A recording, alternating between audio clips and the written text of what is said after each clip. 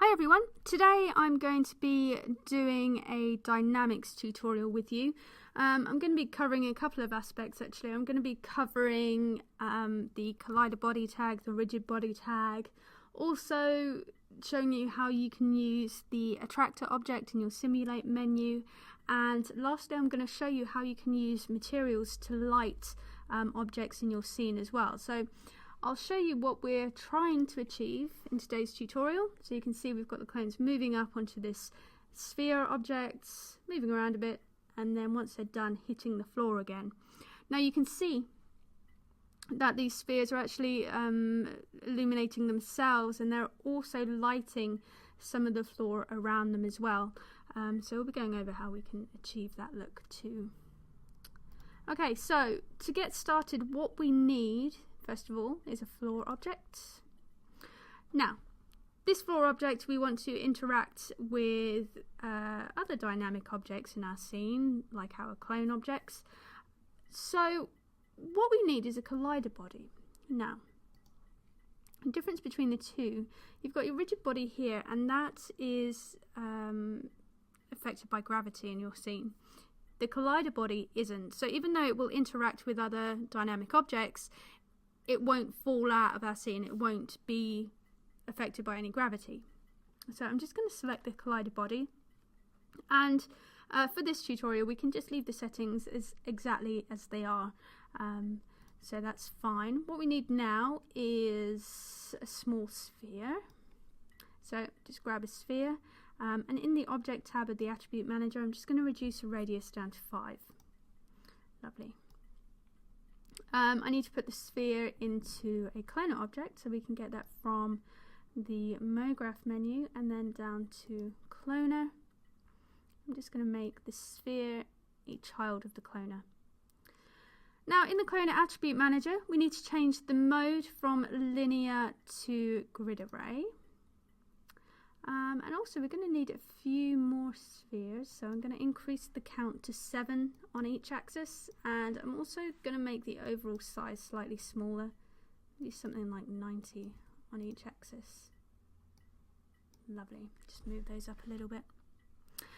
So we need these spheres to fall onto our floor, so to do that we need to grab a rigid body tag,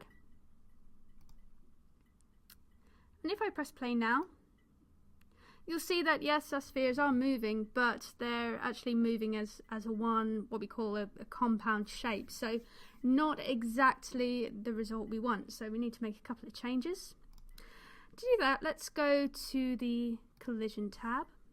Now in here you've got two options. You've got inherit tag. Inherit tag is for objects that are just in a normal hierarchy where you're not using a generator object, and you can see the options in here are none. You've got apply tag to children, or you've got compound collision shape. So like I say, that's for normal objects in your scene, so we don't need to worry about that in our case. What we need to look at is the individual elements. Now individual elements is specifically for generators like our cloner, like our motext, for example. So individual elements, when you open up that menu there, you've got off, which is what we've got at the minute, which is why our cloner is acting like one compound shape. You've then got top level, second level, and all, and that just refers to going down the hierarchy basically. So in this case, because we've only got one object in our cloner, we can just go to top level and that will work fine for us. So if I go back, press play, you can see that all the spheres are now acting independently of each other. So that's good. Another problem we have is when we start our animation, what I would ideally like is for our spheres to already be kind of piled on the floor, if you like. We can very easily do that in the Dynamics tab. So in the Dynamics tab you have got an option for set initial state. That means that you can click on that, and if I go back to the beginning you can see that the clones are in exactly the same place. If I press play again, that is now their starting point. So what I can do is wait for them all to drop to the floor like that, set initial state again, go back, and it will start from that point. So you can see now that when I press play, they're all there waiting, ready to go. You can also clear initial state, and that will take you back to your original positioning. So let me just do that again. That will do.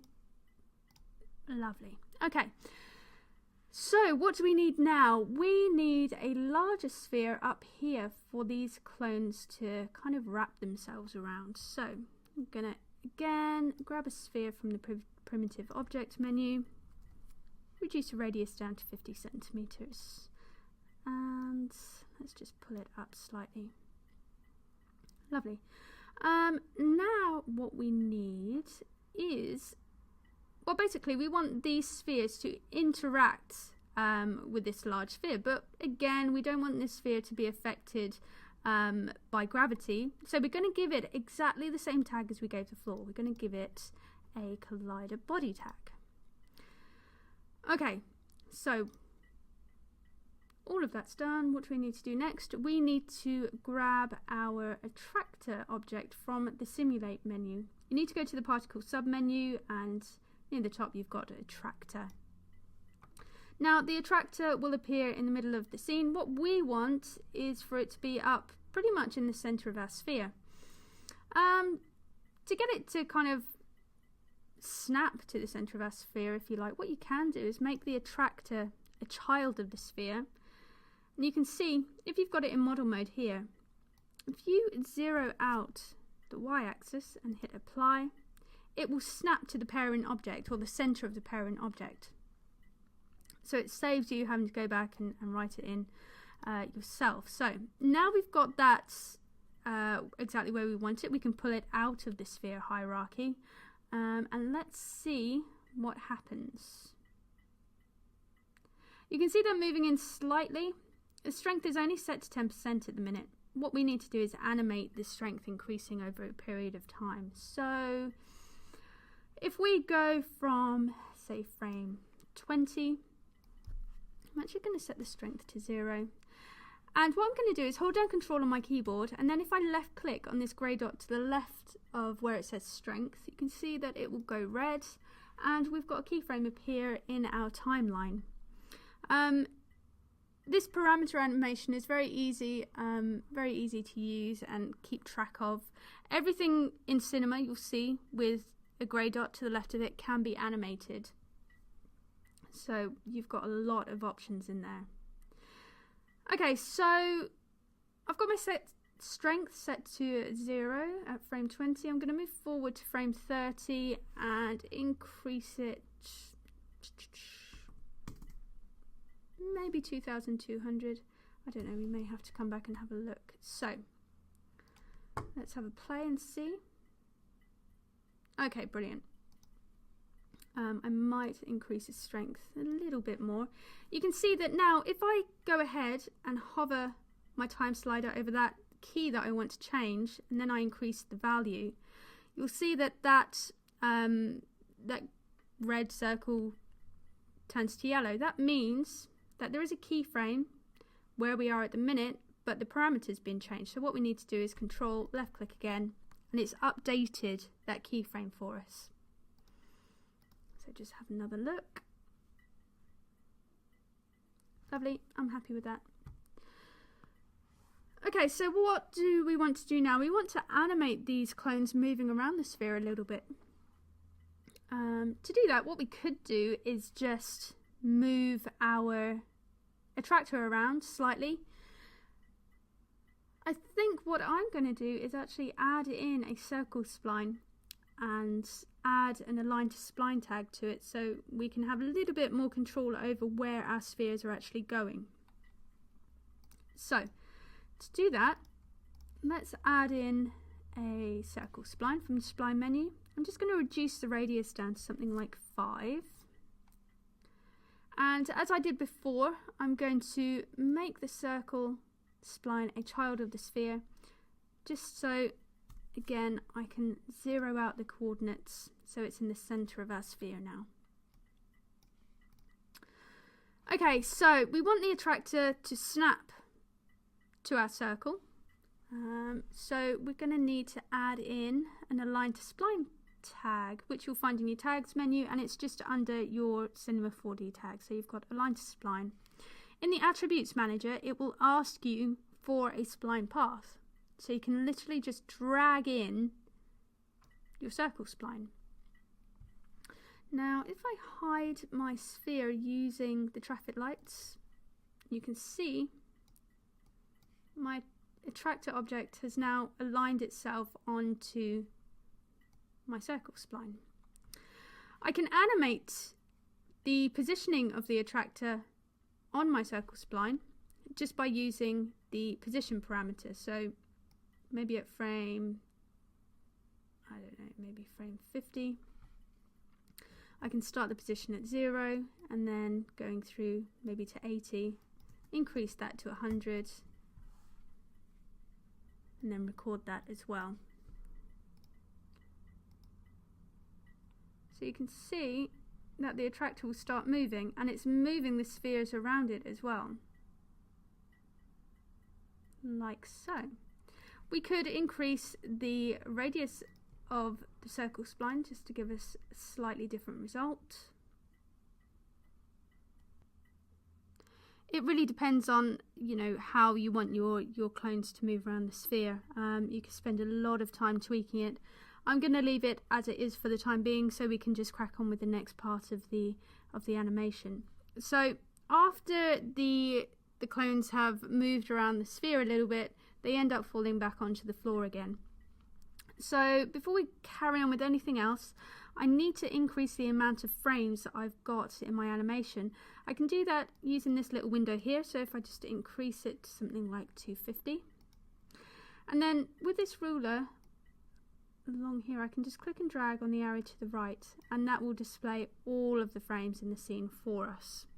So if I press play, see it moves ever so slightly. After that, maybe at 100, I'm going to start reducing the strength of the attractor. So I'm just going to go back to the attractor in the object manager and find the strength.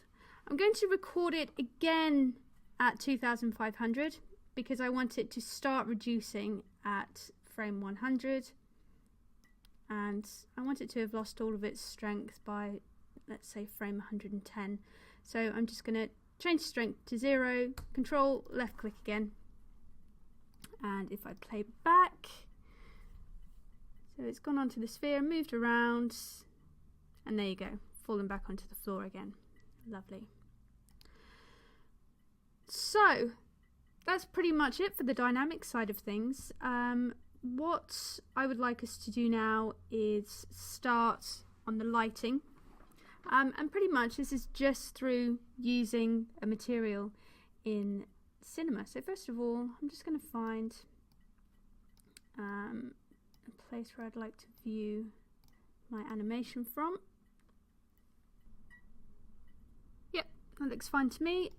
So first of all, what we need to do is create a very, very basic environment. I am literally going to bring in a cube object, increase the values of the X, Y, and Z in the Object tab of the Attribute Manager, just so we've got pretty much a room for our spheres.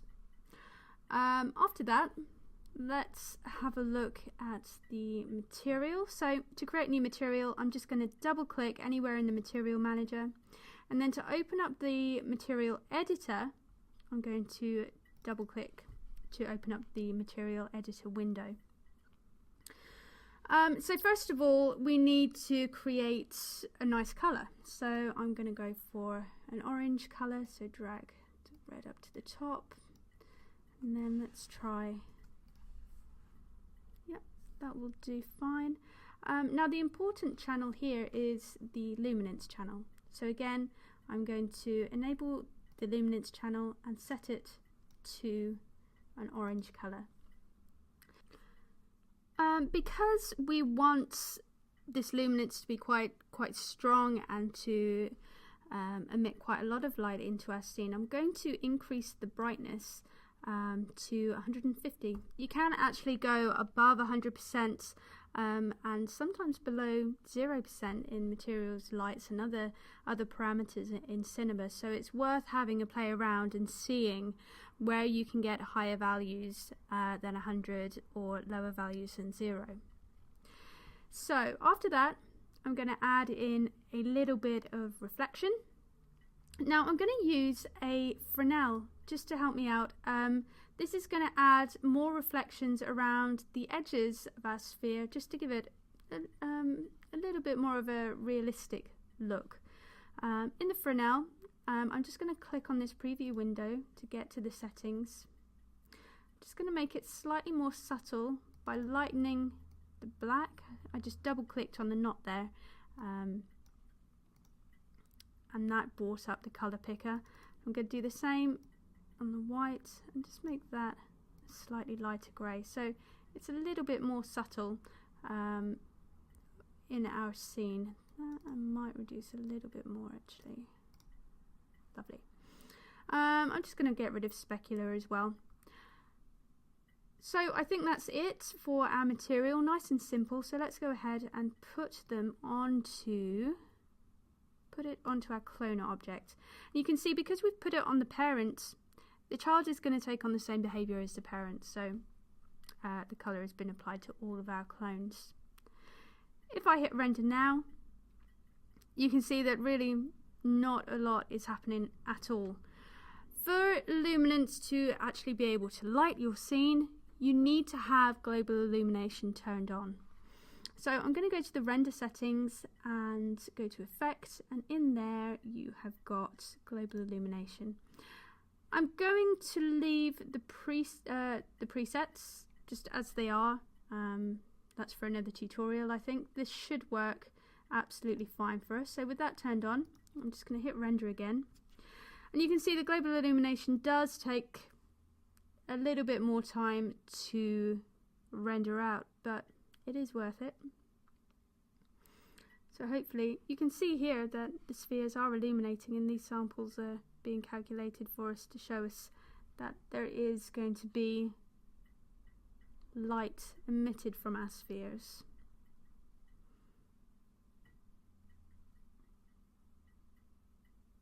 Okay, fantastic.